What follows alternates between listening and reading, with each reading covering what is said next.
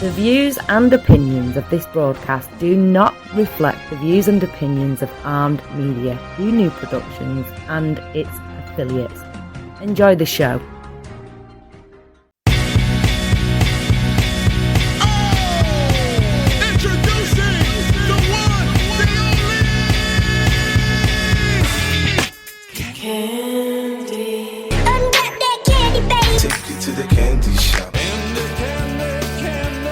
Tastes just like candy.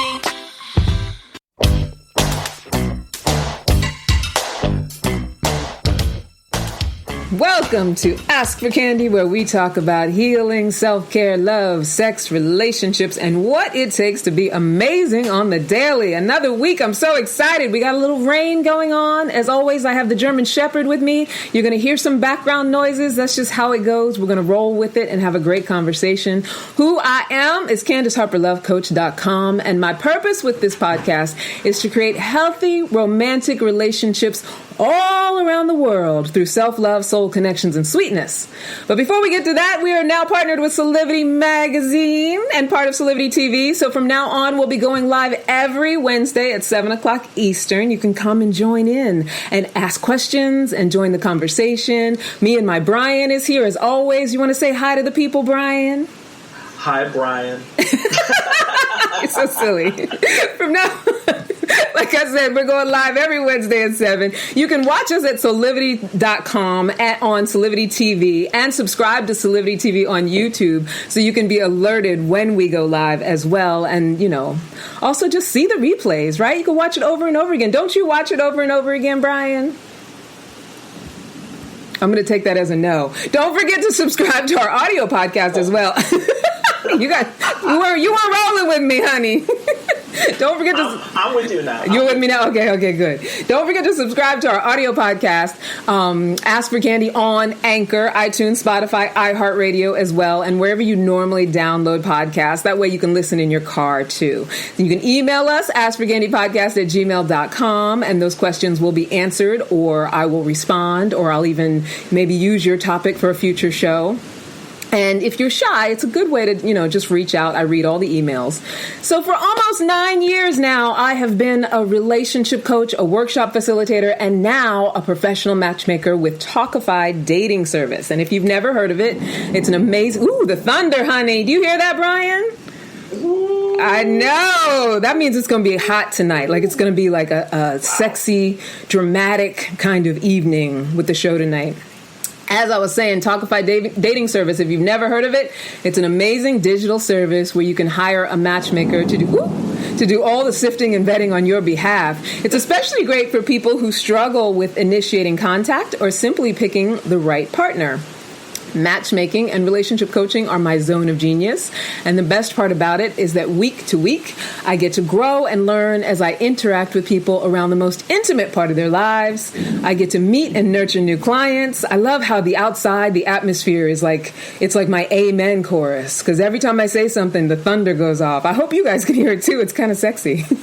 I get to screen possible dating candidates for them. I get to design programs and activities that deepen their ability to get to know each other. But most importantly, I get to be part of what supports healthy beginnings and sustainably healthy relationships. I get to be the cause of self-love, soul connections, and sweetness. And if you're here tonight, hopefully that's what you're here for as well. Tonight, I really want you to stick around for the entire show so you won't miss Matchmaker Moments, where I'm going to tell you all about a featured client. I don't have any client questions tonight. Sometimes I ask a client question so you guys can give feedback. But tonight's topic is so chunky and juicy and full and fat, and I have so much to say about it. And I'm hoping that you'll have something to say about it as well, that I wanted to make sure to give it its due and give it enough time so that we can really sink into it and, sit back and just enjoy it, be into it. So tonight's title is Stop Looking for Chemistry and Let Love Find You. Yes. Stop looking for chemistry. And I know that sounds so counterintuitive to the people. Love can't find you while you are busy looking for chemistry. Now, tonight's show is specifically for single people who truly want to be in a relationship, or maybe even people in a couple for whom the excitement has dried up. And actually, it's for anyone who's out there searching for what they think is going to make them feel alive rather than bringing the aliveness to their romantic life. So whether you are single or in a couple, you have a romantic life. And whether you are single in a couple or a throuple or whatever you choose to be in, it is up to you to bring the aliveness to it. And so we're going to talk about all of that. So it's that dreaded thing. And I talked to hundreds of people, screening them for different matches to put them with people between my clients and the people that I screen and the people that I coach. And I can't even tell you how many times I hear the words, he was nice, but there was no chemistry. Or, she was a great conversationalist, but I just didn't feel a spark.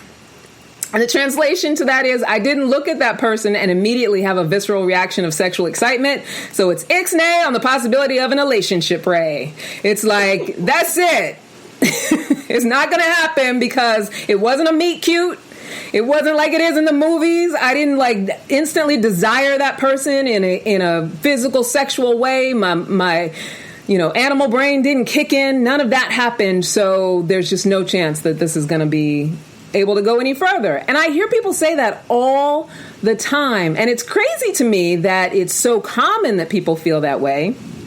Because it doesn't matter if, we've had an amazing conversation or we live really similar lifestyles or our core values are almost identical, or if, we had a lot of similar experiences growing up, or if I felt an instant friendship for you, or I thought you were incredibly kind, or you understood my sense of humor, or if I thought you were funny.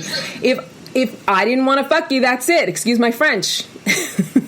And I think the thing about that is that we're so, I always talk about how we're such an instant gratification culture in the first place, but we're so misled into thinking that love and romance and all of it is something that's supposed to happen to us in a way. And we overlooked those things that really are true indicators of how long we can spend with a person. So I don't care how good the sex is. And you know that what I'm saying is valid because all you have to think about is every ex that you've ever had and whether you started out sexually attracted to them or not. Wow. Right? Don't you think so, Brian? Absolutely. Nailing it tonight. Oh, good. Right? You have all these exes. Of course you were sexually attracted to them. You can be sexually attracted to a lot of people, and that chemistry and that spark is great. I'm not saying that there's anything wrong with it. It's real. It's valid.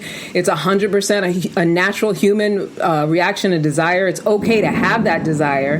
But it's also the thing that keeps a relationship-minded person unfulfilled. So please, for the rest of this podcast tonight, take it from this matchmaker, relationship coach, and recovered serial monogamist. I may not keep relationships, but I am masterful about getting into them and getting other people into them. And I can definitively tell you that instant chemistry, while it is very fun and exciting, it is in no way an indication of whether a real partnership is possible with another person. It just does not indicate that at all. And I don't want to genderize it. I do find that more men than women, they always say men are visual. Women are visual as well. But more men are willing to cut off a possibility if there's not that physical attraction right away than women so far, with the people that I've dealt with. But either way, it's really important to be present to what do I say that I want? What do I want to align with? If I just want to have sex with people, then chemistry and physical attraction is the most important thing. And I can find that in a lot of people, right? But, I have people, and especially people who invest in matchmaking, who are saying, I want to be in a committed long-term relationship. So here are some of the other things that the people that I screen tell me that they want from a love relationship. And this includes clients and possible matches for my clients. And those of you who are out there listening, if you hear any of these for yourself, that you also want the same, especially if you're single, or if you're in a relationship where you feel like things are missing, I just want you to consider how these are the things we say we want and how they really align with whether or not we instantly find someone sexual or physically attractive. So a lot of the times, one of the things I hear is I want a partner to do everyday life things with, like lazy Sundays, home stuff, cooking together. It could be raising kids or pets, museums, weekend trips, hobby, whatever it is, that everyday life stuff. Most people who are out there looking for a partner are looking for someone that they can tolerate doing all of those things, and not just tolerate, but enjoy themselves with, right? So if what I say I want is someone who, I can lay around and read the Sunday paper with, or someone who practices spirituality or will do yoga with me, or someone who, wants to enjoy things like just going to the grocery store with me so we can have fun together in a friendship kind of way, then it's in my best interest to look for signs that that person can do that. And I'll tell you why, and I'll tell you how to switch it over so that you can still feel that chemical, physical, sexy stuff, but in a way that is sustainable. Another thing that people often say is they want that high level of friendship.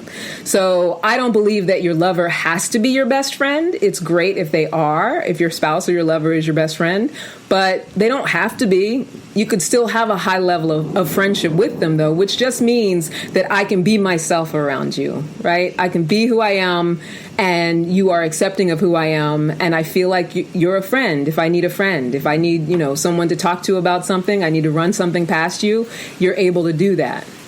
They say, I want someone I can travel with. Being able to travel with a person. Yeah, it's great to travel with the person and be able to have sex with them as well, but think about everything else that goes into traveling. Right, Brian? I mean, think about every time you've traveled with, especially a romantic partner. Oh, yeah. Right? It all comes out even when you get to the airport. Get to the airport. First of all, even leaving wherever you live, right? Let's say you are deciding where you're going to go. Deciding where you're going to go, agreeing on that, then making the plans, what you're going to do when you get there, then the getting to the airport, making sure everybody's got passports if you're going anywhere, obviously out of the country. There's a lot that it entails. So if I say I want to be able to travel with someone, I need somebody who is a partner, somebody who can roll with it the way that I do, or that we somehow complement or balance each other. So just because I want to have sex with you in no way indicates that is possible, right? So if that's all I'm looking at, then I'm missing out on other signs that I could travel with you. Although I will say it is nice to travel with someone and have sex with them, but if you fought the whole way before you got there, you know what I mean? Like, how sustainable is that going to be? So they also say things like, I want someone who has a positive outlook on life. That's great. Nothing wrong with wanting that. That's a fantastic thing to want. It will never be indicated by how good the sex is or whether that person is sexy. I want someone who understands and accepts my imperfections. I get that so much. Like someone who sees me for who I am, or, I have a lot of clients who, everybody has their different things, whether it's I feel like I'm too old, or I feel like, I've got this physical issue, or, there's something about me that makes me feel like it's going to be hard to match me, whatever. I mean, what we all want is someone who can look at us and see, what we might consider imperfections and still love us and still care about us. I want someone who I can trust. I want someone who is as driven as I am. I get that one a lot. I want someone who will be great with my kids. I want someone who I can feel safe with. Like, those are all things that people talk about when they say they want a relationship. And then they say all those things, and then poof, they meet someone, and whether or not they feel instantly physically attracted takes up a majority of their mental space throughout the rest of the date. This happens all the time. Oh, see, even the universe agrees with me. I don't know if you all just heard that cracked up. Did you? Maybe that was the universe saying an exclamation point. Right? It's true. The universe does not want you to just forego all those things that you say you want in search of a sexual attraction. So the problem is not that we want it. It's not that we want chemistry. It's not that it's not wrong to want to have that kind of physical interaction with someone. It's that we think it's something that will magically appear and confirm the other person's relationship worthiness. And we're also quick to discount someone if it's not immediately there. And while it's an important aspect of matching with someone, it is the most unreliable point of compatibility that exists. And I posted earlier this week on Facebook about, stop looking for stop looking for chemistry. And people thought that I was saying that chemistry is not important. You don't have to be physically attracted. Absolutely 100% not. Because trust me, I'm someone who was raised to be very looksist. And I have my own desires that come from, wanting to have physical attraction and all of that stuff. I'm not trying to negate the feeling. We're human. The feeling is going to be there. But we have to be in our awareness that it is the most unreliable point of compatibility. It's definitely a reliable point of, whether I can have a fun time in the moment with this person. Nothing wrong with that either. But if you're a relationship-minded person and what you want is a relationship, what we want to talk about is how do I get in alignment with wanting a relationship and also experience that kind of physical attraction, that chemistry, and allow myself to develop it, right? Because it's something to be developed. Now, Brian, as my married man in the machine, my voice in the machine, tell me what you think about the development of physical attraction, the development of chemistry, and let me preface it by saying, so if you're initially attracted to someone, that's great. There's nothing wrong. I'm not saying you should negate someone you're initially attracted to. But what do you think about the difference between that initial attraction and that attraction after you really get to know that person is special? Well, I think this goes back to what we were talking, is a follow-on from last week. And that is, I think this is like, this is some old school thinking here, everybody. The old thought around, beauty is not forever, and that what lasts are the moments that you share together as a couple. Yeah. The experiences that you go through together, where there becomes a bond that's deeper than how your mate looks physically. Yeah. That you're able, like in the movie, what was it, Pandora? Avatar. Okay. Where they say, "I see you." Yeah, right? Yeah. And so that's kind of how I look at it, where over time, the person that you're with, you see beyond just their physical body, which for you is still probably attractive, but what's even deeper and more attractive to you is the person that you have shared so many experiences with and has been there by your side. Yeah. That's kind of how I look at it. And that, doesn't mean that your partner doesn't come out with a dress, or a suit or something. Particularly your fancy. But even when that is not the case, this deep love and deep intimate attraction is there. So that's how I look at it from my perspective. I love that. I think that's fantastic. But the fact is that, just to be in the awareness that there is a distinction, that there is a difference. And one will have you in a sustainable situation and the other one will have you in the moment. Right? And neither of it's wrong. It's just being aware of what you say that it is that you really want. There was something that you said, too, that made me think of something. It's going to come back to me. I know it, because I thought it was a really, really good point. But I was also going to say, too, like, scientifically, that thing that happens to our bodies when we're instantly attracted to someone is nature's way of making sure we continue the population. So for, most of the people that I deal with are older people, people who've already had their kids, maybe had a divorce or two. And even the ones that, haven't necessarily gotten married and want to have children. I mean, population, we pretty much got population covered, right? And we also know that having babies doesn't sustain a relationship either. And we have to be willing to ask ourselves, why do we keep thinking that the initial spark is the indicator of relationship worthiness? So back to that.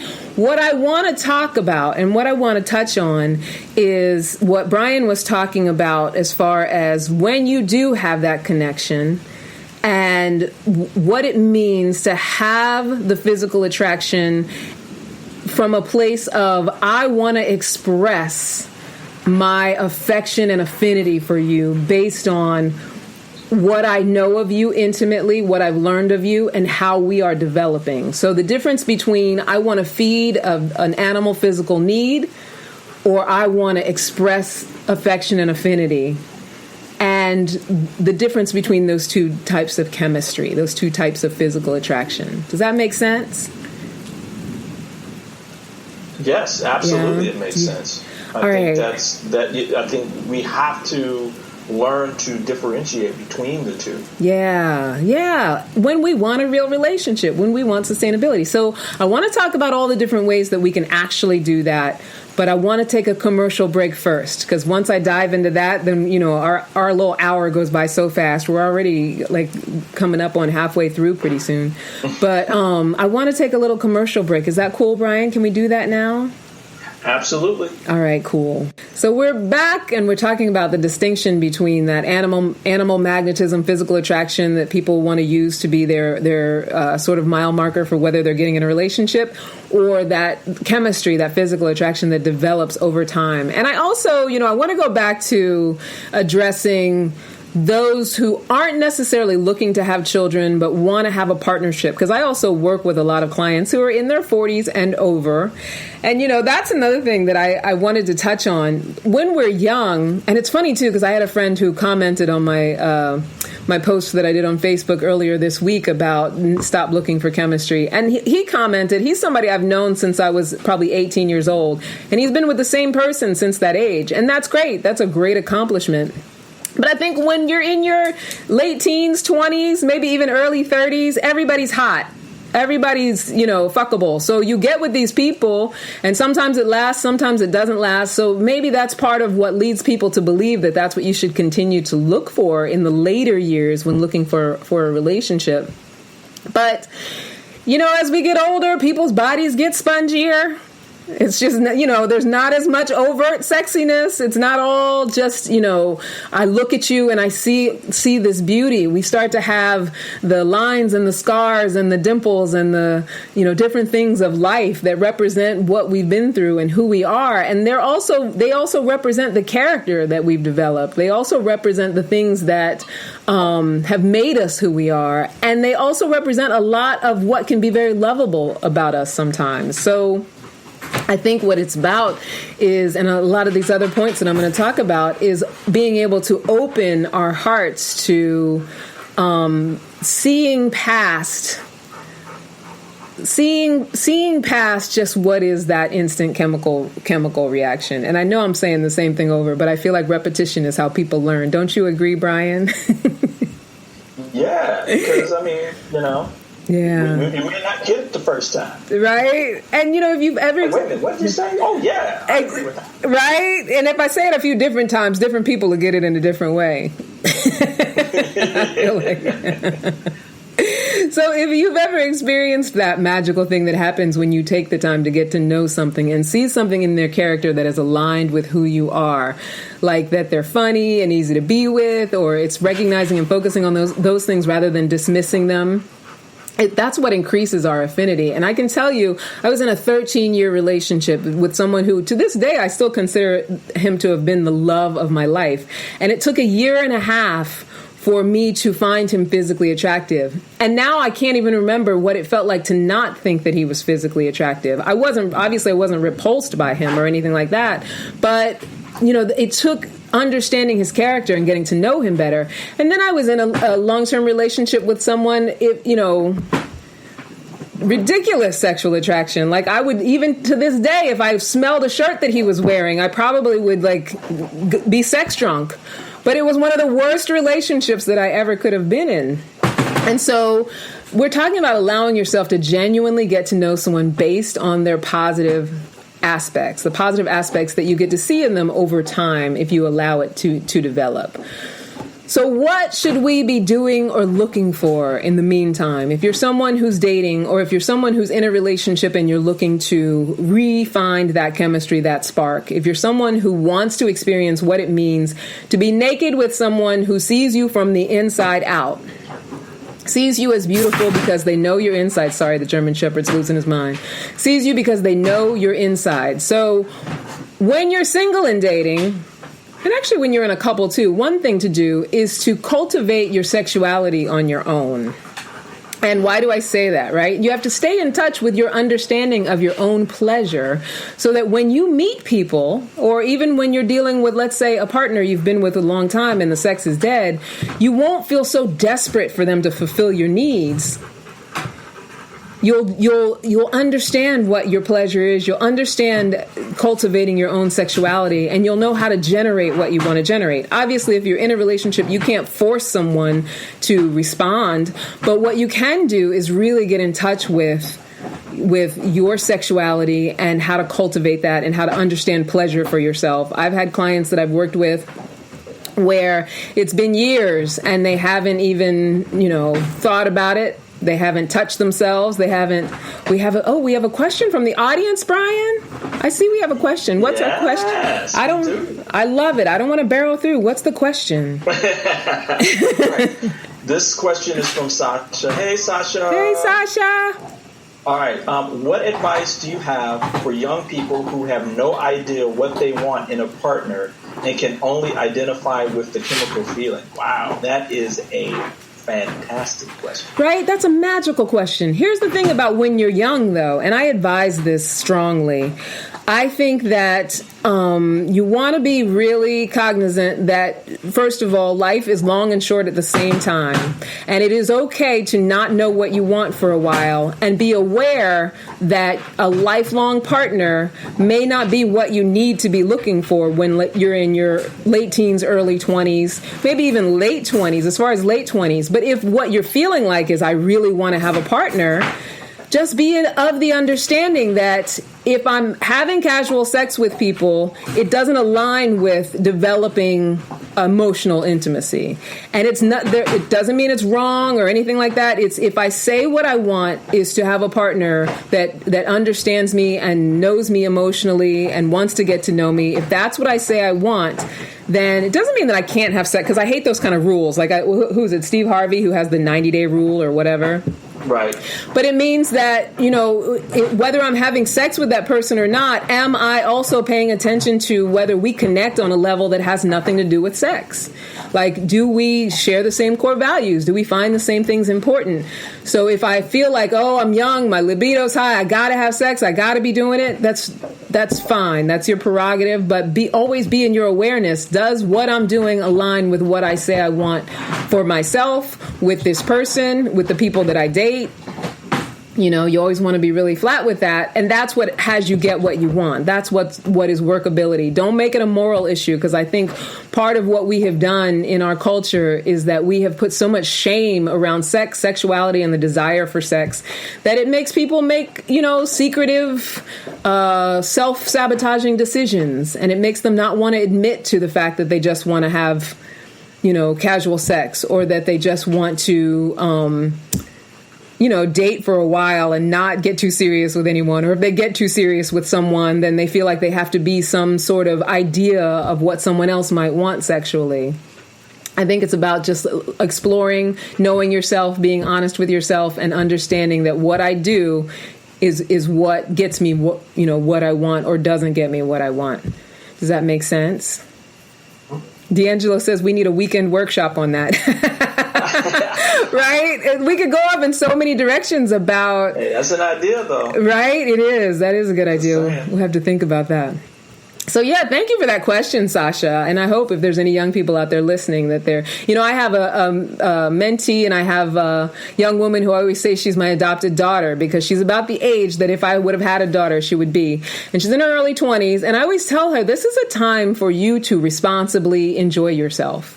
Like, take care of yourself, love yourself, be safe about it.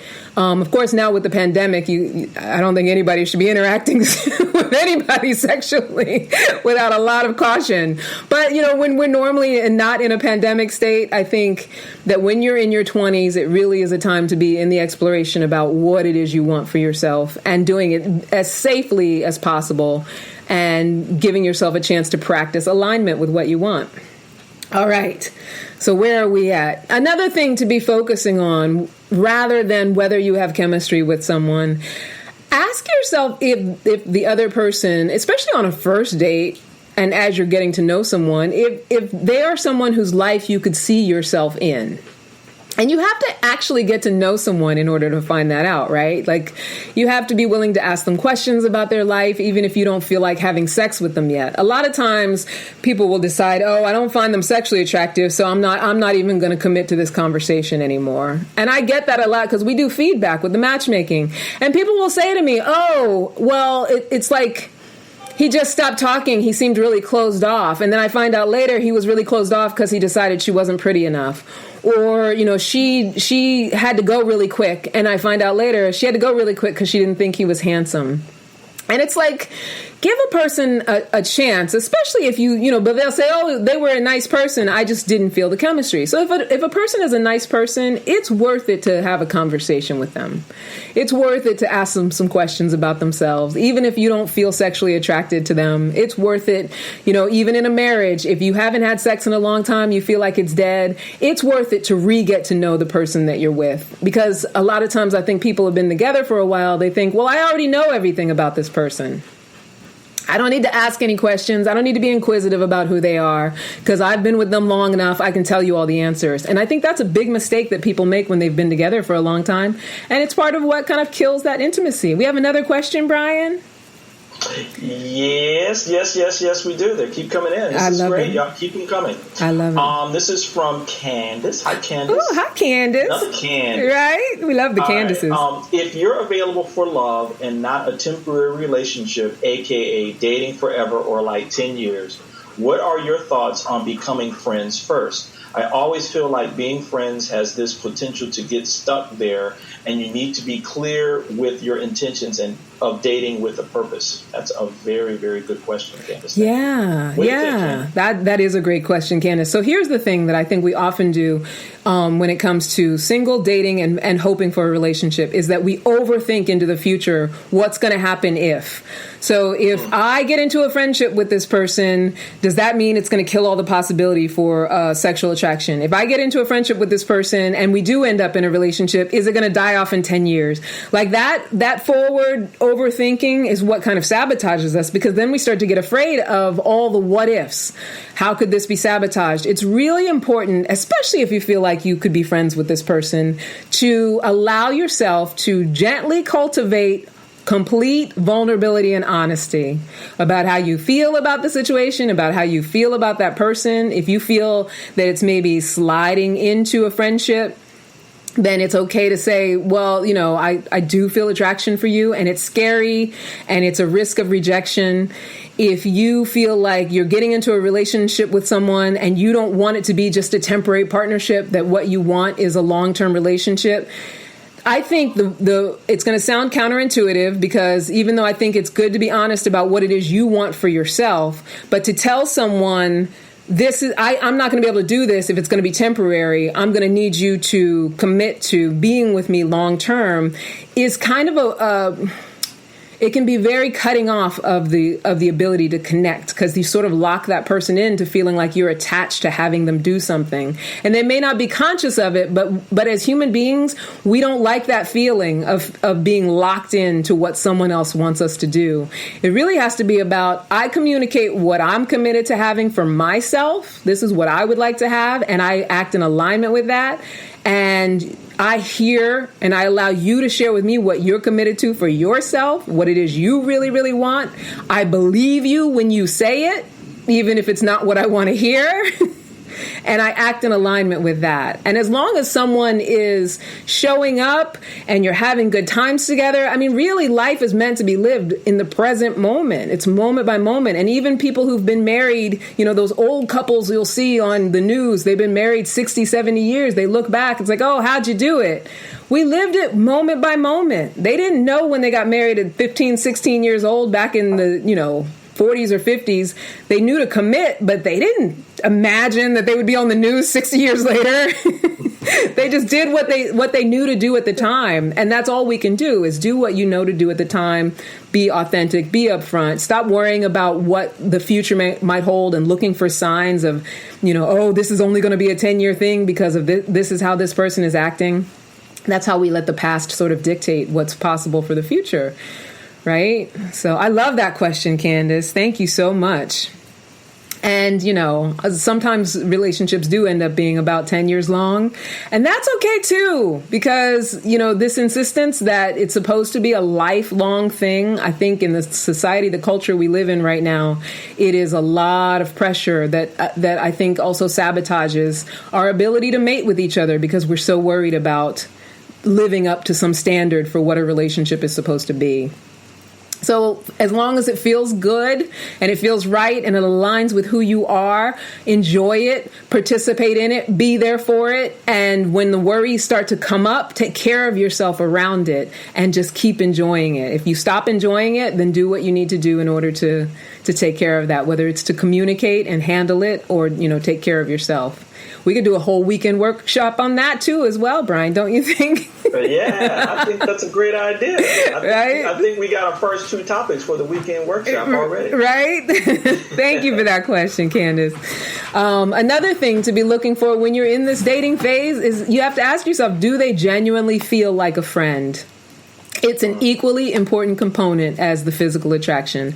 Like I said earlier, they don't have to be your best friend in the world, but in the end, friendship is often all that is left. So when the sexual parts stop working, things dry up and things get spongy and flaccid, and it's not that anymore, or people start to get elderly and can't function the way that they used to and need help with things.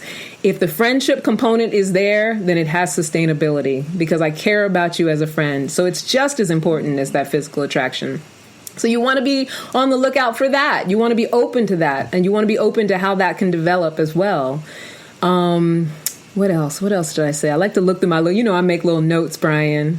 Mm-hmm. Oh, the other thing to be looking for is, can you see yourself teaming up with them? That's a good one. Right? Like partnering up with them. What do you think about that, Brian? I hear you liking it. Oh, yeah. Yeah. I live by something that my own parents talked about a long time ago, and that is when 2 people come together, they are 2 independent people coming together to create an interdependent relationship. So if you can picture, you got 2 glasses of water. I think most people believe or have the belief that to have a relationship, you pour 50% out of each glass, and then you pour 50% into one of the glasses, and now you have a relationship. Yeah. No, it's 1 times 1 equals 1. Yeah. So it's, both people have dreams, aspirations, visions for their life that they want to pursue, and so supporting each other in that is so important. Yeah. So important. And don't you feel like, too, and you can tell me, I think about times when I was in a healthy partnership that when something went well because we did it together, it was so sexy. Like... that's yeah. Right? That's a weekend thing. Right. You don't go nowhere. Exactly. You're handling some business. You're handling some business after that. And whether it's like what we were talking about earlier, that you planned a great vacation together and that went well, or if you plan to, let's say, start a business or something major that you plan together and partner and team up on, when it goes well, that is chemistry. Like that is sexually hot. Right. And you can't decipher that if you're putting the cart before the horse, right? Absolutely. Yeah. So I thank you for that, Brian. I really do. I really believe in the initial conversations that you can have with a person. And we were talking the other day, I was talking with some other matchmakers, and we were talking about how COVID affects all of this when it comes to the teaming up and the partnering. And I actually see it as an opportunity for people to talk to each other about dealing with an adverse situation. So I think COVID, in as much as it's as tragic as it is, and I'm not saying that I wish it on any of us, but as far as how it can be used as an opportunity when you're getting to know someone, because different people have different approaches to how they're dealing with this adversity. And so in moments of adversity, when you can come to an agreement with somebody and work through something based on your agreement, that's partnership. Who doesn't want to be able to do that with someone in life? To be able to say, I see it this way, you see it that way. How can we work together so that we can both, work our way through this? Whether it's, I just met you and I want to figure out how we're going to navigate being able to meet in person because of COVID, or, whatever it might be. Like, if we can come together on how we manage it and both people feel like they've been heard and they've been taken care of, that's partnership, baby. That's it right there. Well, Huh? What do you think? I think that's a bam moment. Yeah, I mean, that's what it is all about. Yeah. You want to take go ahead. What were you going to say, honey? No, I was just going to say just that that's the partnership that's supporting each other in higher aspirations for each member in the partnership and for the partnership as a whole. Yeah, absolutely. Yeah, you want to take a quick commercial break? Well, you know what? I'm going to do one more item, and then we'll it'll be the last one, and then we'll cut over, and then we'll do matchmaker moments. How's that? Oh, yes. Does that work? Awesome. Okay, so the last thing, and I want especially my single people to be really cognizant of this, but you know what? Like I said, it goes with, partnered people who haven't been interacting and been connected for a while. It works for you guys too. These things that we start to criticize about the other person, and usually if I felt no chemistry, I felt no spark is there's usually other little things that we're criticizing also, like what kind of shoes they wore, whether they have a nervous tick or not. So, some of my clients are like, oh, they live 40 minutes away as opposed to 20 minutes away. Like, all those little things are, we want to be aware when we're just blocking ourselves from what it is that we desire, when we're just coming up with stuff based on, the past, based on stories we've made up for parameters we want to set that absolutely mean nothing as far as whether you're compatible with someone. They're like the minutia. They're the little ridiculous things that have no bearing on whether that person can do all of the things that I listed above when I was talking about the things that we say that we want when we want a partnership. So lastly, just take the time to ask some questions that might develop a deeper understanding of that person before you immediately dismiss someone for not being sexually attractive or feeling the spark or the chemistry or all that meet cute bullshit that you've been sold as a bill of goods from these romantic movies and, whatever else. I used to read romance novels, so I get it. Trust me. All right, let's take a little commercial break, Brian, and then we'll come back with Matchmaker Moments. This week on Matchmaker Moments, I'm going to feature a client. Normally, what I will be doing is asking you guys a matchmaking question, because a lot of times my clients do ask me questions about things. But right now, I was thinking about it, and I was like, let me just do a little client profile and give that a little bit of time and space, because all of a sudden I'm getting this new influx of clients. It's very interesting, Brian. I am finding that what with the pandemic and the more time that we spend, I guess, back and forth in isolation, out of isolation, in our mask, out of our masks, whatever's going on, is that more and more people are desiring connection. What do you think that's about? Well, I mean, you can't go anywhere. Right. so everywhere you go, you're taking yourself with you. Yeah, that's true. So you start getting in tune with, maybe that you want to share your life with someone and, and that kind of deal. So, and I think for some people too, that maybe the way for them to grow is to share in a relationship, right? Yeah. Where, because there's some things that you can't just do alone. You can only do them if you're in a relationship with someone for a certain amount of time, and then you grow. So I think that's what that's about. Yeah. No, I think you're absolutely right. And it's actually a very beautiful thing. I think, like I was talking about earlier, it's another one of those things that is an opportunity of the situation that we're in right now, because we have been forced to slow down. So we do have an opportunity here to really get to know each other on a deeper level. And I think a lot of times why people are afraid to do that is because we have so many self-judgments and we're so hard on ourselves. And, a lot of times we assume that other people will judge us just as harshly. So, before pandemic, people would just immerse themselves in work or, whatever other distractions that they have that kept them from actually pursuing love or kept them from actually being in this conversation. And now so many of us are faced with this isolation. So many of us are faced with not having nearly as much to do as we did before, and concerns about the future, and thinking about mortality and all of that stuff. And I think the opportunity in thinking about mortality is that, you know, that question they always say, like, if you had only, 3 days to live, or a month to live, or a year to live, what would you do? And you know how that often inspires people to get really creative and imaginative about what they would do with their lives? Yeah, Candy, do you think, though, should we just live from that kind of space most of the time? Like, what would you do if this was your last day? Yeah. Right? What would you decide to kind of do that day? Yeah. I mean, in part, it's tempered, but what do you think about that? I 100% think that it's a very healthy way to consider life.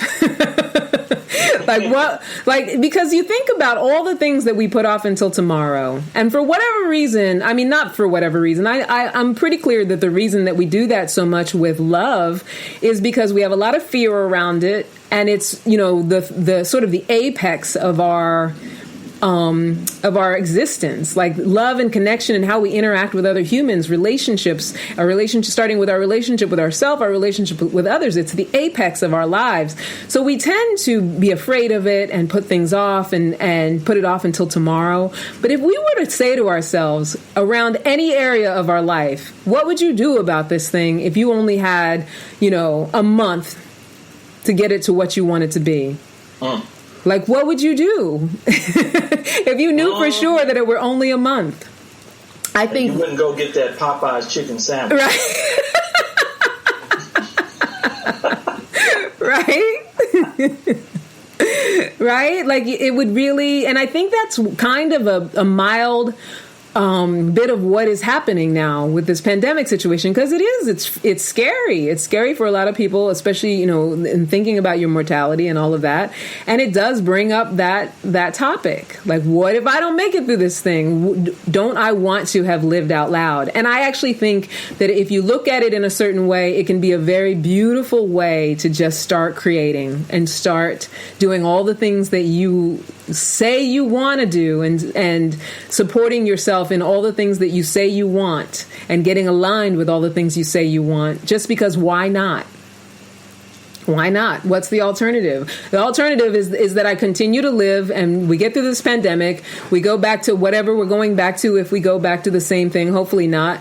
And I never get to experience it. Or I go ahead and just have myself experience it and seize the present, seize the now, and see where it can go.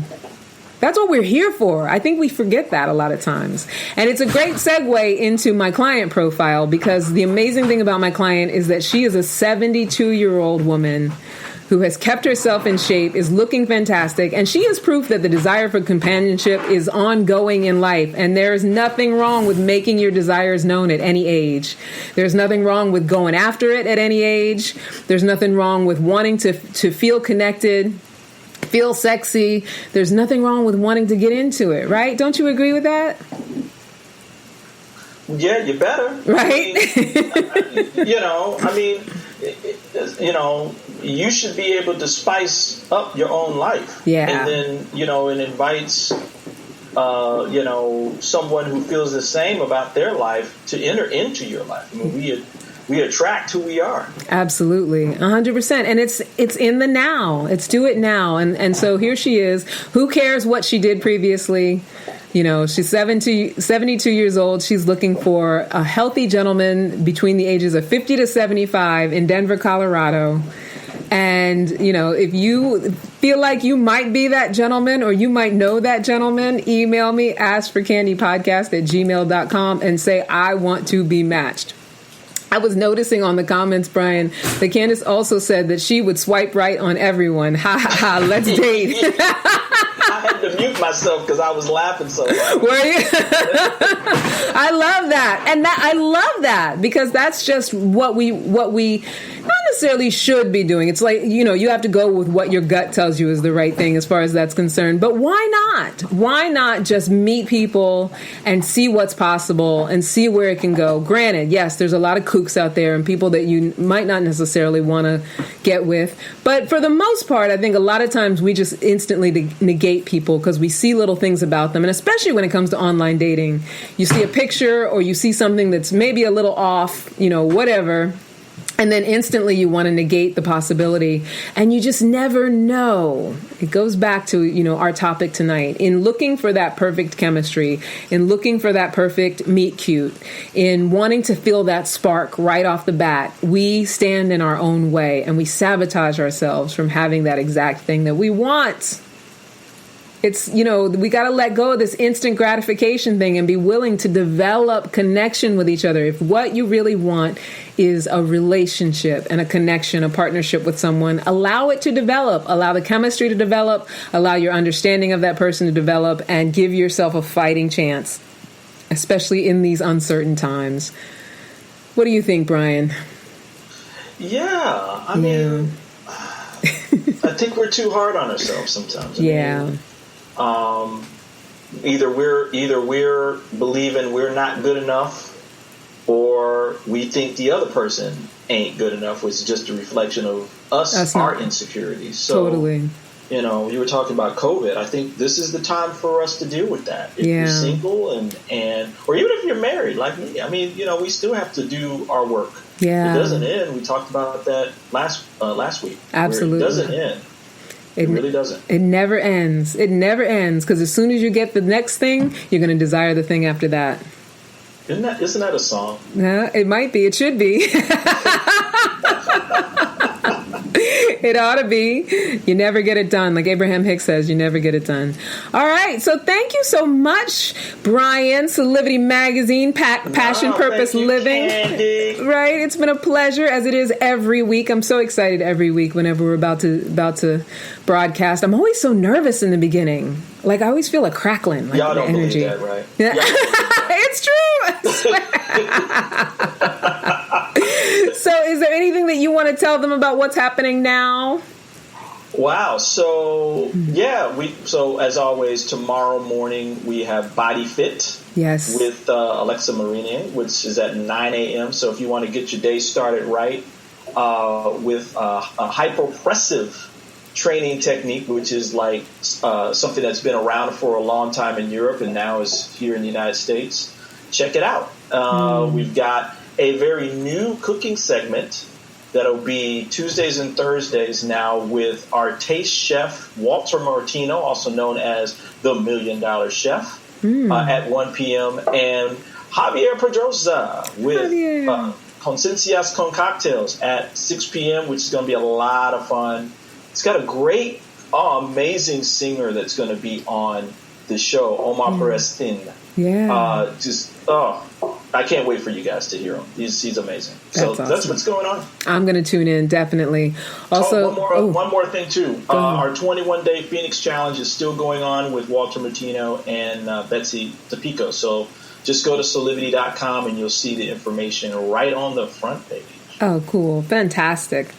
All right, you guys, I'm a matchmaker for Talkify. You know that. If you want to be included in my roster of recruits to be matched with a client for free, send me a PM on Facebook with your interest and your email, and I'll send you my recruitment link. All you have to be is single and open to being screened to go on a blind date. Also, every Monday night, I do the Epic Circle. It's an online healing circle for women everywhere. We go on Zoom, and we have a beautiful circle conference where we cause personal transformation when it comes to mother-daughter relationships, purpose, friendships, just all the tools we need to be as big as we were meant to be. We talk a lot of, right now we're working on purpose. And you can find us on Eventbrite or our meetup. It's called the Epic Circle. And what else? On Instagram at Ask for Candy Podcast, at Candy Love Coach, at Solivity Magazine. Right? And don't forget to subscribe to us on YouTube. It's Solivity TV on YouTube, right?